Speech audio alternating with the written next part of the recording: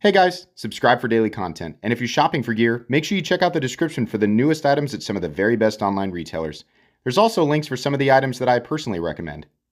Thanks!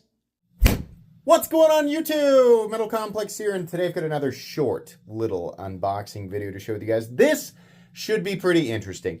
I pulled this one out because I thought it was another Hera, like just another color, because I unboxed that one recently. No. This was a different knife, and to my absolute delight, one that I'm very excited to take a look at. I didn't know they were sending me this. Thank you so much to Maxace for sending this in. Thanks to my patrons for supporting me, and please make sure to follow me on Instagram at metal_complex. I'm not sure if this is still available or not. I'll link it down below. It does help my channel and use those links. That's entirely up to you. I have not broken this Maxace seal yet, though admittedly, I think that'd be pretty easy to fake, right? You just peel that off and put it back on. Whatever. You can trust me or not trust me. Either way, I'm going to cut through there. I missed and cut the box a little bit. Let's see what we've got. What do we have here? The reason I thought that it might be... Boy, that's heavier than I would have imagined. Yeah, the reason I thought is because it was a kind of a heavy package, but maybe my senses are just off. So what do we have? What do we have here? Oh boy, interesting. We have, let's make sure we get it exactly right. This is the Peregrine 2 with a sandblasted handle. So I have the Peregrine, and that was one of the more... So Maxace is very, you know, they're known for making ridiculous knives. Like crazy, super impractical, intentionally overbuilt, and ridiculous knives. But they are fully capable of making knives that are practical and more knife-shaped. The Peregrine is a great example. This is the newest variation, which is still... No way. It's still... Is it still washers? Yeah, that's what it looks like. It's still washers. Interesting choice to do a front flipper. I had to try it there. The thumb stud works just fine. And we have, oddly enough, a compound ground blade. It is good looking, though. Definitely. I wonder if you can switch that thumb stud over to the other side. So this is M390. Not sure how they're heat treating this. This is undoubtedly the most standard version you can get. You can front flip it, but because it's running on washers, it's not the same experience as bearings. That's what makes the Peregrine so interesting, is the fact that it is on washers in an age where everything is running on bearings. Now, a lot of people think that bearings are a symbol of luxury and that past a certain price point, lowly washers do not belong on premium knives. This is, of course, completely absurd. You can get bearings on $30 knives. It's a preference, right? Bearings are going to make the action, generally speaking, better in terms of fall sheddiness and smoothness, right? Generally work a little bit better in tandem with like a detent ball. Washers, especially phosphor bronze washers, are a little bit more durable in the sense that they do a much better job of keeping debris outside of the pivot. Now, for most people, that's not going to be a problem. But if you work in a dusty or dirty environment, like really, really dusty or dirty, you definitely don't want debris in there, especially like metal shavings, right? Phosphor bronze do a great job. And believe it or not, even nylon washers, which people don't like to see because they're not metal and therefore are not luxury, right? But they really do a great job of keeping debris outside of the pivot. So the truth is that regardless of what price point you're looking at, you will see washers made of phosphor bronze, nylon, or bearings of many different types across the board. Cheap, mid-range, expensive, extremely expensive, ultra high-end custom. It just depends on the preferences of the maker or manufacturer and the preferences of the buyer or their buying market, right? Right now, I think the vast majority of people are buying knives between, $25 and about $100 or $150 maybe. And in that territory, I would say, especially in our neck of the woods, right? If you're by our neck of the woods, I mean you people watching this video right now, bearings are popular because they give you that sense of clickiness and smooth. It's easy to apply the senses to a feeling of quality, right?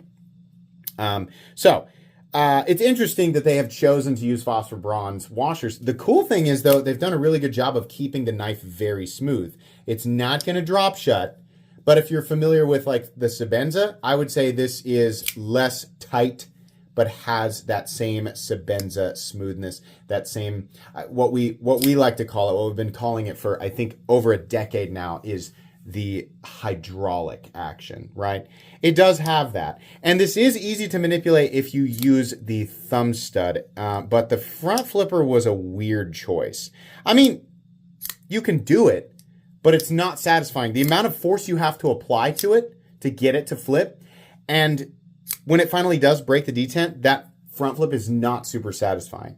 But the thumb stud, I think, is fine. I wish that they would have textured the thumb stud differently, but I think it's fine. Hollow ground, primary edge or initial edge, right?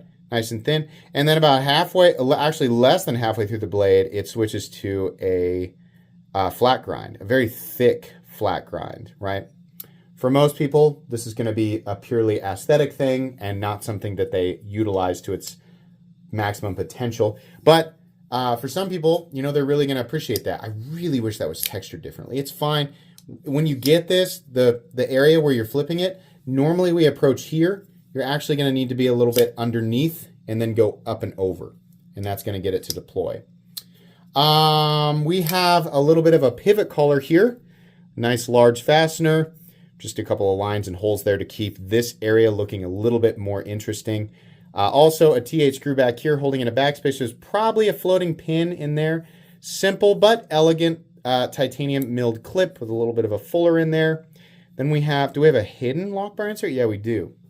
Let's take a look at the inside here real quick. Where's my flashlight? There it is. This one's always a little bit tricky. Yeah, hidden lock bar insert. So you don't see a screw out here. You just see it on the inside. So that's cool. Maxace generally does a really good job with lockup geometry. So we don't need to worry about accidental disengagements under normal spine pressure or impacts. Impacts would be, if there's an impact on the spine, you're definitely using the knife incorrectly. Pressure on the spine, though, I can understand. That does happen sometimes during natural use. So that's nice that they get that right. I would bet that they have some pretty wild versions of this, and I would bet that this is available. I don't love Maxace's, actually, I don't love anybody's belt satin finish. Maxace does such a beautiful tumbled finish. It's interesting to me considering what they did with the first one. This is probably a less expensive model than the first one. And I'll show that one when I do the actual review. This is not a review, just an unboxing and first impressions. But the first one had a Sanmai ZDP blade and carbon fiber inlays, blasted titanium, right? And I think that one came in at like, what, 280? Am I wrong? Something like that. This will probably be a less expensive knife, which is cool for people who like the idea of the Peregrine, but don't want to spend $280 on it, right? Cool knife, interesting choice. There's probably more exotic versions of it if you want to spend some more money and have it dressed up a bit. I would love Maxace. I would love it. And I would love to hear I should have said this at the beginning because I know that half of you drop off after like 3.5 minutes. Maxace, I know you guys can do a polished DLC. Much like what I said in the Kaiser video and what I've been saying with Kunwu knives, the high polished either satin or near mirror DLC finish is one of the most popular finishes right now. People are salivating for that. Creating more knives with this finish, if you can do it properly. I mean, I've seen it literally on the Peregrine. I think Scott lent me his super wild, crazy Peregrine. Seeing this finish on a less expensive build, like for example, if you had done all of this exactly the same and then just applied a satin finished DLC to the blade, you would sell 500,000 of these, right? Not really that many, but you'd sell a lot, and it would definitely be in the crosshairs of a huge chunk of the enthusiast knife community. So I am more directly appealing to the super high-end Chinese production companies because I know that those are the companies that are going to be able to do it for a reasonable price tag. This should become a common thing. I think we're going to have to go through a certain period of time where we see shiny DLC as a specialty option and people line up to pre-order it, and right. I would like to get through that as fast as possible so that that can just be a regular thing, right? Lots of companies have been able to do it. I know that it can't be that much more expensive. I own a polished DLC XM24 that was only slightly more expensive. This is an American knife, by the way, slightly more expensive than its completely uncoated standard counterpart. So it can't be horrifically expensive to do.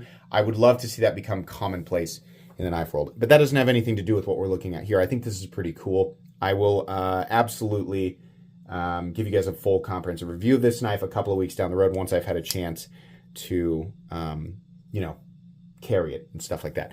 That's going to be it for today, though. That's going to be it for today. I'll link this guy down in the description. Please make sure to follow me on Instagram at metal_complex. If you enjoyed this video, leave a like. If you'd like to check out my other content, I do, of course, have lots of videos of knives that are either expensive or inexpensive that I do or don't like, so check those out. And if you enjoy all my content, go ahead and click on that Metal Complex logo right there and subscribe because there's definitely more coming. Thanks again for watching, everybody, and have a great day.